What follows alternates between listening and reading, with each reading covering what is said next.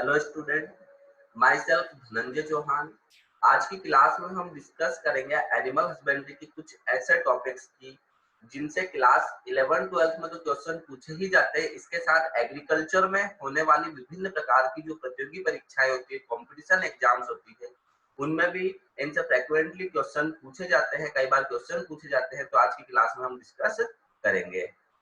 तो आज की क्लास में हम देखेंगे भारत की विश्व में पशुधन की स्थिति, मतलब इंडिया की रैंक कौन सी है। विभिन्न प्रकार के जो लाइव स्टॉक होते हैं, हमारे लाइव स्टॉक मतलब पशुधन, विभिन्न प्रकार के जो लाइव स्टॉक है उनमें हमारा जो इंडिया है वो कितना कंट्रीब्यूशन करता है।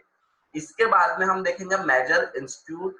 यहाँ पर वैसे तो एग्रीकल्चर में बहुत सारे सैकड़ों इंस्टीट्यूट है आईसीआर के अंतर्गत जो आते हैं, लेकिन एनिमल हस्बेंड्री से बेसिकली यदि हम देखें तो एनिमल हस्बेंड्री से रिलेटेड मेजर इंस्टीट्यूट इंडिया में कौन कौन से हैं जो 12th में पूछे जाते हैं, 11th में पूछे जाते हैं, और इसके साथ विभिन्न प्रकार की जो एग्रीकल्चर में कॉम्पिटिशन एग्जाम्स होती है जैसे पीएटी, आईसीआर, बीएचयू इत्यादि परीक्षाओं में भी ये पूछे जाते हैं।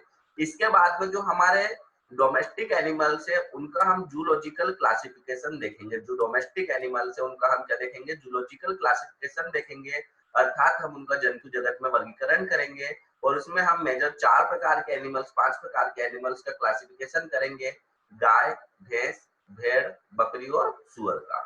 तो क्लास स्टार्ट करते हैं। पहला आपकी हेडिंग लिखिए यहाँ पे, भारत की विश्व में पशुधन में स्थिति। भारत की विश्व में पशुधन में क्या स्थिति है, इंडिया की कौन सी रैंक है। तो गायों में हमारी कौन सी रैंक है, तो याद रखना जो कैटल प्रोडक्शन है या गोपालन है उसमें हमारी जो रैंक है वो फर्स्ट रैंक है भारत की। आपसे पूछ सकते हैं विभिन्न प्रकार की प्रतियोगी परीक्षाओं में या 12th में क्वेश्चन आ सकता है कि भारत की गोपालन में क्या स्थिति है, तो याद रखना इंडिया की वर्ल्ड में फर्स्ट रैंक है गोपालन में। विश्व की सर्वाधिक गाय जो होती है वो कहाँ पर पाई जाती है, तो याद रखना भारत में पाई जाती है। फिर नेक्स्ट हम बात करते हैं भैंसों में हमारी कौन सी स्थिति है, तो भैंस पालन में हमारी फर्स्ट रैंक है। मतलब हम कह सकते हैं विश्व की सर्वाधिक भैंसें जो है वो भी कहाँ पर पाई जाती है, भारत में पाई जाती है। नेक्स्ट हम बात करते हैं भेड़ की। तो भेड़ पालन में शिप फार्मिंग में हमारी कौन सी रैंक है, तो भेड़ पालन में हमारी थर्ड रैंक है। इसके साथ ही बकरी पालन में हमारी सेकंड रैंक है। जो पोल्ट्री की बात करें तो यहाँ पे कॉन्सेप्ट समझने वाला है। यदि ओवरऑल पोल्ट्री की हम बात करें जिसमें एग प्रोडक्शन भी शामिल है और मीट प्रोडक्शन भी शामिल है, मतलब हम कह सकते हैं कि अंडा उत्पादन और मांस उत्पादन यदि दोनों को सम्मिलित रूप से यदि देखा जाए पोल्ट्री में, कुक्कुट पालन में, तो हमारी कौन सी रैंक है, 6th रैंक है। लेकिन यदि हम इंडिविजुअल यदि अंडे उत्पादन की बात करते हैं तो हमारी 3rd रैंक है। और इंडिविजुअल यदि हम मांस उत्पादन की बात करते हैं तो विश्व में हमारा कौन सा स्थान है, मांस उत्पादन में 5वां स्थान है। तो याद रखिएगा अंडे उत्पादन में हमारा 3रा स्थान है, मांस उत्पादन में, मुर्गी के मांस उत्पादन में 5वां स्थान है, और अंडे और मांस दोनों को यदि सम्मिलित रूप से देखा जाए तो विश्व में हम कौन से नंबर पे आते हैं, 6ठे नंबर पे आते हैं। सुकर पालन में या पिग फार्मिंग में हमारा कौन सी रैंक है, तो याद रखिएगा पिग फार्मिंग में हमारी 5th रैंक है। पिग फार्मिंग में हमारी कौन सी रैंक है, 5th रैंक है। और टोटल लाइव स्टॉक की यदि बात की जाए, कुल पशुधन की बात की जाए, मतलब इसमें हम गाय, भैंस, भेड़, बकरी, मुर्गी, सुकर, सारे पशुओं को यदि सम्मिलित रूप से देखा जाए तो विश्व के सर्वाधिक पशु, पालतू पशु कहाँ पे पाए जाते हैं, तो याद रखना भारत में पाए जाते हैं। और भारत की जो सर्वाधिक पशु पाए जाते हैं विश्व के, और उसमें कौन सी रैंक है, भारत की फर्स्ट रैंक है। कौन सी रैंक है, फर्स्ट रैंक। तो एक बार इस स्लाइड को हम फिर से रिवाइज करते हैं। विश्व की सर्वाधिक गाय कौन से देश में पाली जाती है, तो याद रखना विश्व की सर्वाधिक गाय जो होती है वो भारत में पाली जाती है। विश्व की सर्वाधिक भैंसें कहाँ पाई जाती है, तो विश्व की सर्वाधिक भैंसें जो है, विश्व में सर्वाधिक भैंसें जो है वो भी भारत में पाई जाती है। भैंस पालन में हमारी फर्स्ट रैंक है। भेड़ पालन में भारत का कौन सा स्थान है, तो याद रखना भेड़ पालन में भारत का विश्व में 3रा स्थान है। कौन सा स्थान है, 3रा स्थान। इसी के साथ ही प्रश्न ऐसे बनेगा कि बकरी पालन में भारत का विश्व में कौन सा स्थान है, तो बकरी पालन में भारत का विश्व में 2रा स्थान है। कुक्कुट पालन में भारत का विश्व में कौन सा स्थान है, तो कुक्कुट पालन में हमारा 6ठा स्थान है। अंडे उत्पादन की यदि बात की जाए तो अंडे उत्पादन में 3रा स्थान है। और कुक्कुट मांस की यदि बात की जाए, चिकन प्रोडक्शन की यदि बात की जाए तो 5वां स्थान है। सुकर पालन में भारत का विश्व में कौन सा स्थान है, तो सुकर पालन में भारत का विश्व में कौन सा स्थान है, 5वां स्थान है। तो याद रखना गाय, भैंस और कुल पशुओं की यदि बात की जाए तो हमारा पहला स्थान है, भेड़ में 3रा, बकरी में 2रा, मुर्गी पालन में 6ठा और सुकर पालन में 5वां। अंडे उत्पादन की बात की जाए तो 3रा स्थान, और मुर्गियों के मांस की यदि बात की जाए तो हमारा विश्व में कौन सा स्थान है, 5वां स्थान है। तो इस प्रकार से इनसे ऑब्जेक्टिव बनते हैं। नेक्स्ट स्लाइड की ओर हम मूव करते हैं। अब इस स्लाइड में हम देखेंगे मेजर इंस्टीट्यूट कौन कौन से। मेजर इंस्टीट्यूट की हम बात करेंगे, एनिमल हस्बेंड्री से रिलेटेड प्रमुख संस्थाएं जो भारत में कार्य कर रही है वो कौन कौन सी है।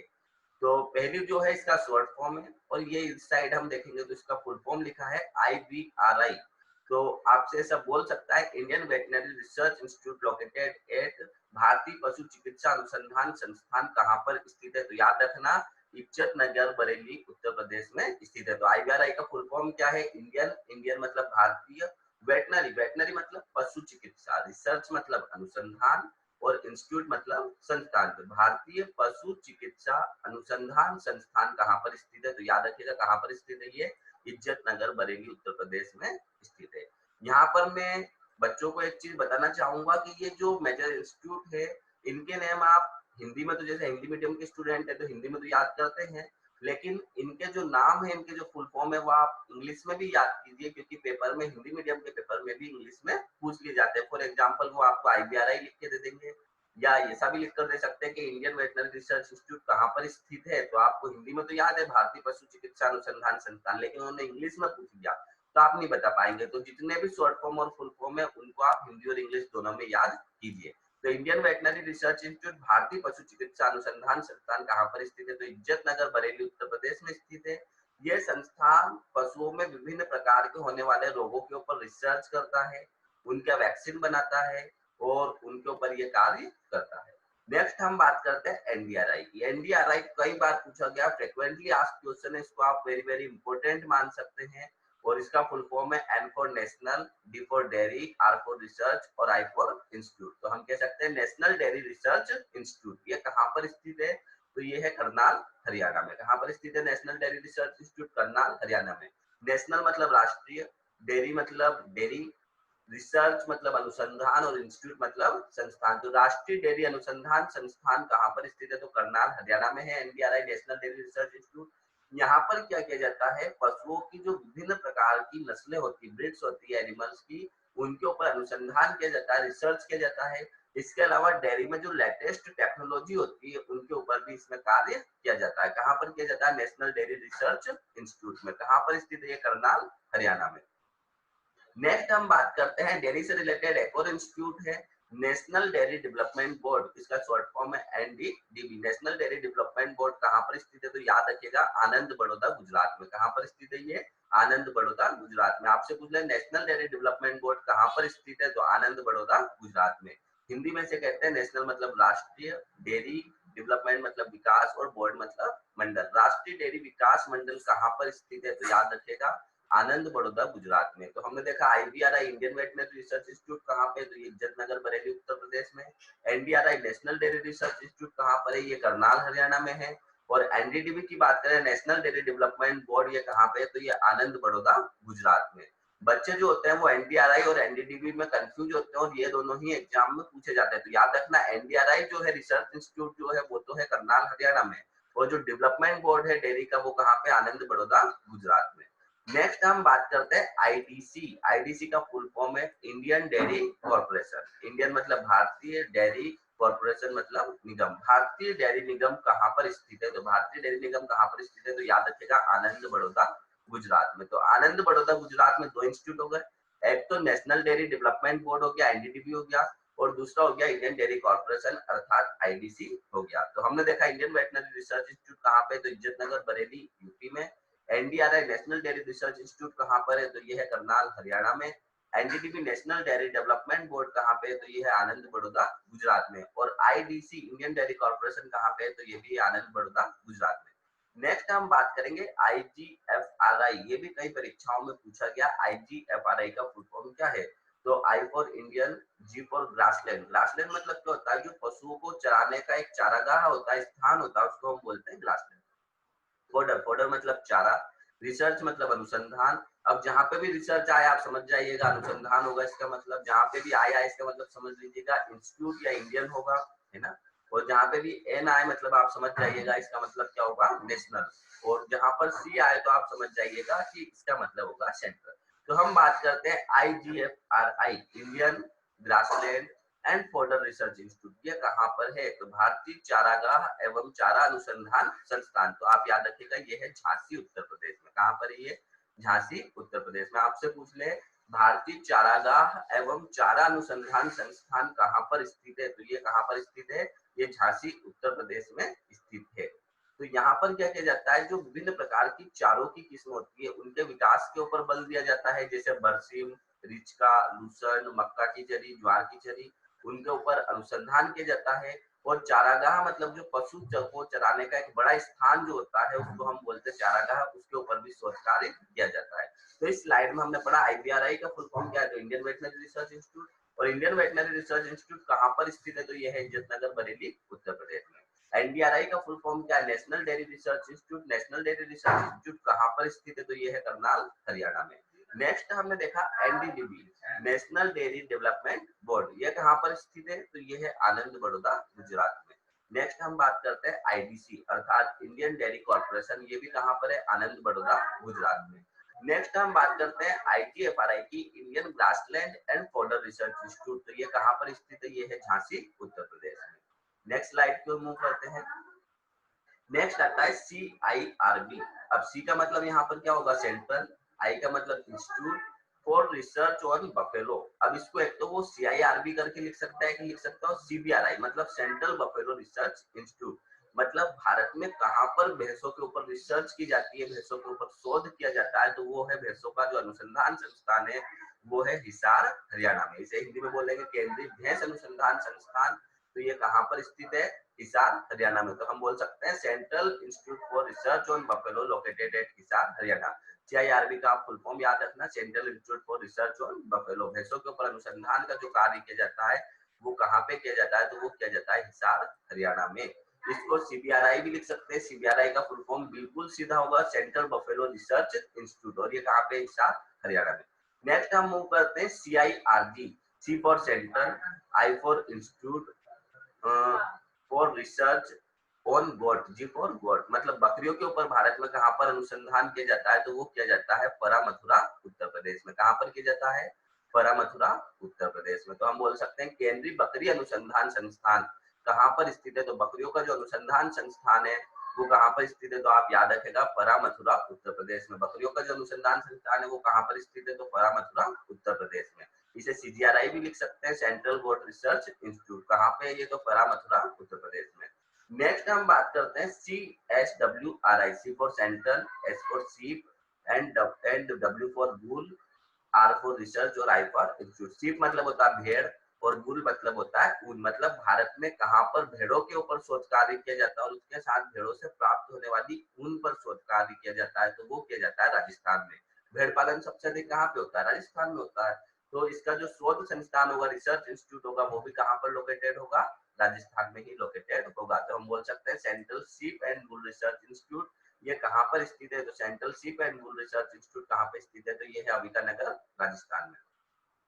नेक्स्ट हम बात करते हैं PTI। PTI का फुल फॉर्म है poultry production training institute. Poultry मतलब कुक्कुट पालन, मुर्गी पालन, प्रोडक्शन मतलब उत्पादन, ट्रेनिंग मतलब प्रशिक्षण, और इंस्टीट्यूट मतलब संस्थान। कुक्कुट पालन उत्पादन प्रशिक्षण संस्थान कहाँ पर स्थित है, तो यह है आनंद बड़ौदा गुजरात में। अब आनंद बड़ौदा गुजरात जो है, यहाँ पे हमने 3 इंस्टीट्यूट देख लिए। एक तो यहाँ पे NDDB, national dairy development board, कहाँ पे, आनंद बड़ौदा गुजरात में। नेक्स्ट हमने देख लिया IDC, इंडियन डेयरी कॉर्पोरेशन, ये भी कहाँ पे, आनंद बड़ौदा गुजरात में। और पोल्ट्री प्रोडक्शन ट्रेनिंग इंस्टीट्यूट, ये भी कहाँ पर है, आनंद बड़ौदा गुजरात में। नेक्स्ट बहुत इंपोर्टेंट इंस्टीट्यूट है, इसको हम बोलते हैं NBAGR, national bureau of animal genetics resources. मतलब यहाँ पे पशुओं में जो अनुवांशिकी पाई जाती है उसके ऊपर शोध का कार्य किया जाता है, अनुसंधान का कार्य किया जाता है, और ये कहाँ पे स्थित है, तो ये करनाल हरियाणा में है। कहाँ पे है, करनाल हरियाणा में। तो national bureau of animal genetics resources, इसको हम हिंदी में बोलेंगे पशु अनुवांशिकी एवं संसाधन का ब्यूरो। तो ये कहाँ पर है, करनाल हरियाणा में। अब करनाल हरियाणा में 2 इंस्टीट्यूट हो गए। एक तो हो गया आपका NDRI, NDRI का फुल फॉर्म क्या है, नेशनल डेयरी रिसर्च इंस्टीट्यूट, ये कहाँ पर है, करनाल हरियाणा में। और एक हो गया NBAGR, मतलब national bureau on animal genetics resources, तो ये भी कहाँ पर स्थित है, करनाल हरियाणा में। नेक्स्ट स्लाइड की ओर हम मूव करते हैं। अब हम बात करेंगे प्रमुख पशुओं का जंतु जगत में वर्गीकरण। तो बायोलॉजी के अंदर हम क्लासिफिकेशन पढ़ते हैं हर लिविंग ऑर्गेनिज्म का। तो यहाँ पर जो हमारे डोमेस्टिक एनिमल्स है, डोमेस्टिक एनिमल में हम हर एनिमल का यहाँ पर क्लासिफिकेशन में देख रहे हैं। फॉर एग्जांपल डोमेस्टिक एनिमल तो कुत्ता भी है, लेकिन हम कुत्ते का क्लासिफिकेशन नहीं पढ़ रहे हैं, हम क्लासिफिकेशन पढ़ रहे हैं लाइव स्टॉक का, पशुधन का। किसका पढ़ रहे हैं? पशुधन का।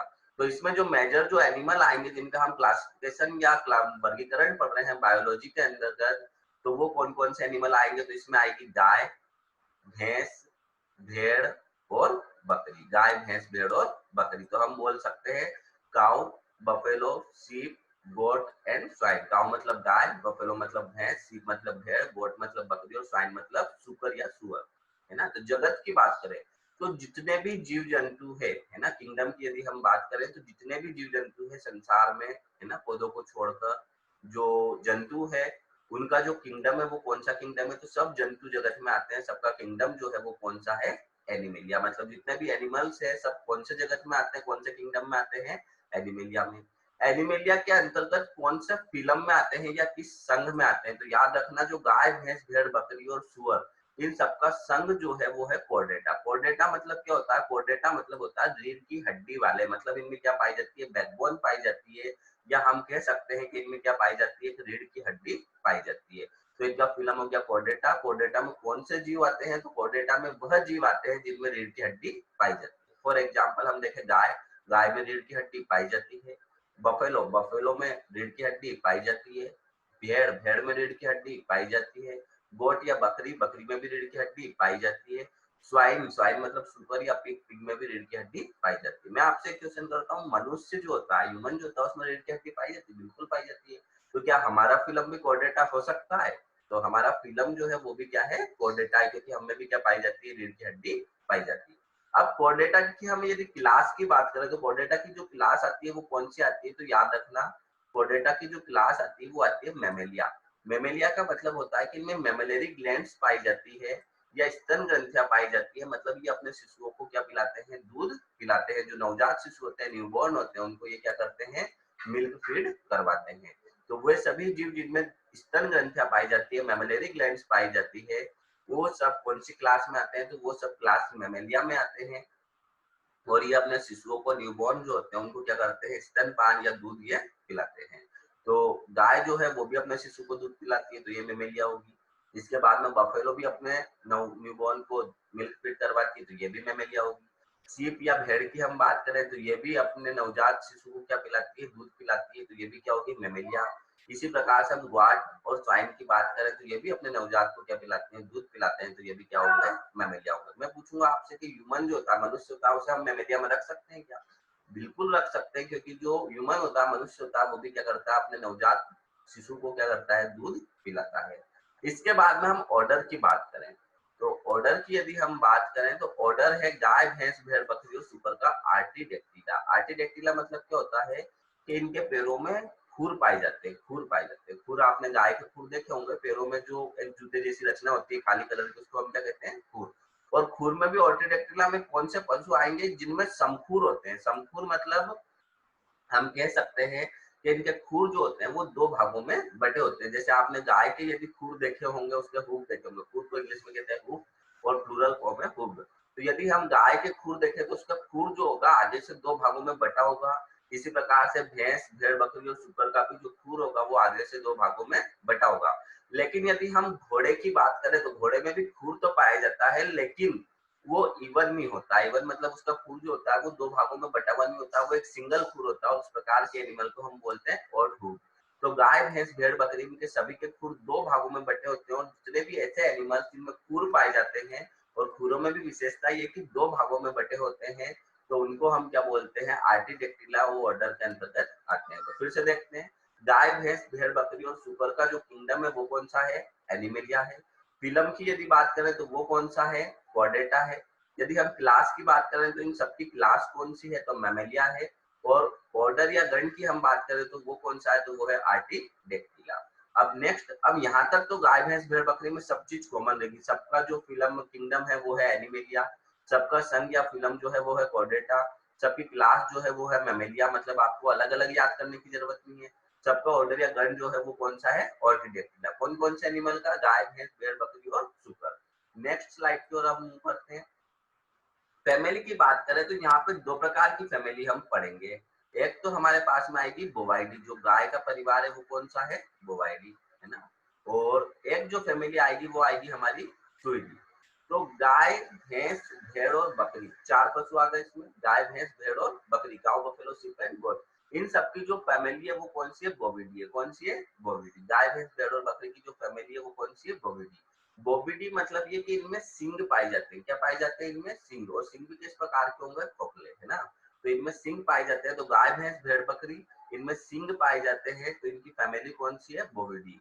और जो सुकर होता है, सुअर होता है, पिग होता है, उसकी जो फैमिली है, जो परिवार है वो कौन सा? सुई है, इसमें सींग नहीं पाए जाते हैं। नेक्स्ट हम बात करेंगे इनके जीनस और स्पीशीज की। जीनस मतलब होता है वंश और स्पीशीज मतलब होती है जाति।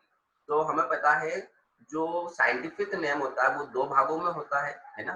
पहला जो उसका वर्ड होता है वो तो होता है उसका वंश या जीनस का नेम। फॉर एग्जांपल गाय का, भारतीय गाय का वैज्ञानिक नाम है बोस इंडिकस। तो हम बोल सकते हैं इसका जो जीनस होगा वो क्या होगा? जो इसका गाय का जीनस होगा वो होगा बोस। और इंडिकस क्या है इसकी? इंडिकस है इसकी जाति। इंडिकस क्या है? इसकी जाति। तो जो वैज्ञानिक नाम होता है उसका पहला शब्द जो होता है वो तो वंश का नाम होता है, और इसके बाद में जो उसका दूसरा शब्द होता है वो किसका नाम होता है? जाति का नाम होता है। तो यहाँ पर मैंने 5 पशुओं के जो वैज्ञानिक नाम है वो दे रखे हैं। वैज्ञानिक नाम का जो पहला शब्द होगा वो तो क्या है? उसका वंश है, और जो दूसरा शब्द होगा वो क्या है? उसकी जाति है। तो अब गाय हम देखते हैं, गाय 2 प्रकार की होती है, एक तो देसी गाय और एक विदेशी गाय। दोनों में अंतर क्या होता है? तो देसी गाय जो होती है वो अधिक गर्मी को सहन कर सकती है, जबकि विदेशी गाय जो होती है वो गर्मी को सहन नहीं कर सकती है। दूसरा बहुत मोस्ट इंपोर्टेंट पॉइंट पूछा जाता है, देसी गाय में कुबड़ पाई जाती है। क्या पाई जाती है? देसी गाय में कुबड़। और विदेशी गाय में कुबड़ नहीं पाई जाती है। तो हम कह सकते हैं विदेशी गाय में कुबड़ नहीं पाई जाती है, इसको इंग्लिश में बोलेंगे हम्पलेस। इसके बाद में देसी गाय में पसीने की ग्रंथि अधिक पाई जाती है, विदेशी गाय में कम पाई जाती है। तो देसी गाय का जो वैज्ञानिक नाम है वो क्या है? बोस इंडिकस। यहाँ पर वंश का नाम है बोस और जाति का नाम है इंडिकस। और विदेशी गाय जो है उसका जो वैज्ञानिक नाम है वो है बोस टोरस। इसका साइंटिफिक नेम क्या है? Bos taurus. वंश का नाम बोस और जाति का नाम टोरस। गुणसूत्र संख्या की यदि हम बात करें तो देसी गाय जो होती है उसमें, और देसी गाय और विदेशी गाय दोनों में जो गुणसूत्र होते हैं वो 60 पाए जाते हैं। तो हम बोल सकते हैं क्रोमोसोम नंबर जो होता है वो इंडियन काऊ में और एक्सोटिक काऊ में दोनों में कितना होता है? 2n=60। मतलब इसमें आधे क्रोमोसोम मेल से आते हैं, आधे फीमेल से आते हैं, इसलिए 2n का फॉर्म में लिखा है, डिप्लॉइड होती है। मतलब 30 क्रोमोसोम जो होंगे वो तो मेल से आएंगे और 30 जो होंगे वो किससे आएंगे? फीमेल से। गेस्टेशन पीरियड, गेस्टेशन पीरियड मतलब होता है गर्भकाल। तो ये कई बार पूछा जाता है कि गाय का गर्भकाल कितने दिन होता है? वैसे तो 281 से 283 दिन होता है, हम एक एवरेज ले लेते हैं, बीच का कितने दिन होता है? 282 दिन। तो आपसे पूछ ले गाय का गर्भकाल कितने दिन होता है? तो 282 दिन। फिर से बात करते हैं, देसी गाय का वैज्ञानिक नाम क्या है? बोस इंडिकस। विदेशी गाय का वैज्ञानिक नाम क्या है? Bos taurus. गाय में क्रोमोसोम नंबर कितने पाए जाते हैं? तो 2n=60। और गाय का गर्भकाल कितने दिन होता है? तो गाय का जो गेस्टेशन पीरियड होता है वो होता है 282 डेज। नेक्स्ट हम बात करते हैं भैंसों की। भैंस भी 2 प्रकार की पाई जाती है, एक तो होती है रिवर बफेलो या इसको हम बोलते हैं वाटर बफेलो। इसको हिंदी में बोलेंगे जली भैंस। मतलब ये साफ पानी में रहना क्या करती है? पसंद करती है। दूसरी जो बफेलो होती है वो होती है स्वैम्प बफेलो या दलदली भैंस। मतलब ये कीचड़ में रहना पसंद करती है। लेकिन हम यदि दोनों में से प्रोडक्शन की बात करें तो वो रिवर बफेलो का प्रोडक्शन ज्यादा होता है। तो जो रिवर बफेलो होती है, जली भैंस होती है, उसका जो वैज्ञानिक नाम है वो क्या है? बुबेलस बुबेलस। और जो स्वयं बफेलो दलदली भैंस है उसका वैज्ञानिक नाम क्या है? बुबेलस कैराबिनस। उसका वैज्ञानिक नाम क्या है? बुबेलस कैराबिनस। अब हम क्रोमोसोम नंबर की बात करें तो यहाँ पे क्रोमोसोम नंबर अलग अलग पाए जाते हैं। गाय में तो दोनों में 2n=60 थे, लेकिन भैंस में जो जली भैंस होती है, वाटर बफेलो होती है, उसमें क्रोमोसोम नंबर होता है 2n=50। और जो स्वयं बफेलो होते हैं उसमें होता है 2n=48। और ये बात आप ध्यान रखना क्योंकि क्वेश्चन बीएचयू में पूछा गया था कि जली भैंस में गुणसूत्रों की संख्या होती है। Chromosome number found in river buffalo is 2n=50, 2n=48, 12n=60। अब उसमें 50 और 48 दोनों था। बहुत सारे बच्चे जो थे वो कंफ्यूज हो गए थे 50 होते हैं या 48। तो आप अलग अलग याद रखिएगा कि जो जलीय भैंस होती है उसमें तो क्रोमोसोम नंबर 50 होते हैं, और जो दलदली भैंस होती है उसमें क्रोमोसोम नंबर 2n=48 होते हैं। भैंस का गर्भकाल कई बार पूछा गया है कि भैंस का गर्भकाल कितने दिन होता है? तो याद रखना भैंस का गर्भकाल जो होता है, गेस्टेशन पीरियड होता है, वो होता है 310 दिन। नेक्स्ट हम बात करते हैं भेड़ की। भेड़ का जो साइंटिफिक नेम है वो है ओविस एरिज। वैज्ञानिक नाम है ओविस एरिज। यहाँ पे वंश का नाम ओविस है और जाति का नाम एरिज है। क्रोमोसोम नंबर भेड़ में कितने गुणसूत्र पाए जाते हैं? तो 2n=54। और भेड़ का गर्भकाल, ये 12th में कई बार पूछा गया एमपी बोर्ड 12th में कि भेड़ का गर्भकाल जो होता है वो कितने दिन होता है? तो भेड़ का गर्भकाल होता है 150 दिन। इसके साथ ये पीएटी में भी कई बार पूछा गया है कि भेड़ का गर्भकाल या गेस्टेशन पीरियड कितने दिन होता है, तो याद रखना भेड़ और बकरी दोनों का गर्भकाल कितने दिन होता है, तो 150 दिन। फिर हम बात करते हैं बकरी की, तो बकरी का साइंटिफिक नेम है capra hircus, chromosome number 2n is equal to 60, 2n is equal to 60 हमने गाय में भी पढ़े हैं। इसका जो गेस्टेशन पीरियड होता है, बकरी का भी जो गर्भकाल होता है वो कितने दिन होता है, तो वो होता है 150 दिन। नेक्स्ट हम बात करते हैं सुकर की या स्वाइन की, सच इंडिकस। अब इसकी भी 3 स्पीसीज पाई जाती है, लेकिन मैंने एक ही स्पीसीज का नाम दे रखा है यहाँ पर, वो क्योंकि ठीक से क्वेश्चन ओरिजिनेट होते नहीं है नॉर्मली, है ना, ना तो 12th में आते हैं ज्यादा ऑब्जेक्टिव इससे, ना ही पीएटी में आते हैं, ना बीएचयू में। बस हमको इसका साइंटिफिक नेम याद होना चाहिए, क्या है, सच indicus, chromosome number 2n equal to 38 और गेस्टेशन पीरियड कितना होता है, 115 डेज। कितना होता है, 115 डेज। तो फिर से हम देखते हैं, जो गाय है उसका वैज्ञानिक नाम है बोस इंडिकस, देसी गाय का, विदेशी गाय का बोस टोरस। भैंस की यदि बात करें तो जली भैंस का बुबेलिस बुबेलिस और स्वयं बफेलो या दलदली भैंस का बुबेलिस कैनबिस। भेड़ का वैज्ञानिक नाम ओविसेरिस, बकरी का कैप्रा हिरकस और सुकर का क्या है, सस इंडिकस। क्रोमोसोम नंबर की बात की जाए तो गाय और बकरी में तो पाए जाते हैं 2n इक्वल टू 60, भैंस में, जली भैंस में 50 और दलदली भैंस में 48। इसके बाद में जो स्वाइन होता है, सुकर होता है, उसमें 38 और भेड़ में कितने पाए जाते हैं, 54। यदि हम गर्भकाल की बात करें तो गाय का गर्भकाल 282 दिन, भैंस का 310 दिन, भेड़ बकरी दोनों का एक जैसा है 150 दिन और सुकर का 115 दिन। तो ये आप एक तरीके से ये मान सकते हैं, बहुत ही गोल्डन पॉइंट्स मैंने आपको बताए हैं, जो 12th में ऑब्जेक्टिव में तो आते ही आते हैं। इसके साथ में कोई भी एग्रीकल्चर से रिलेटेड जो कंपटीशन एग्जाम होती है, जैसे आईबीपीएस ले लीजिए, यूपी कैडेट ले लीजिए, पीएटी ले लीजिए, जेट ले लीजिए, आईसीआर ले लीजिए, बीएचयू ले लीजिए, इनमें भी ये पूछे जाते हैं। Thank you.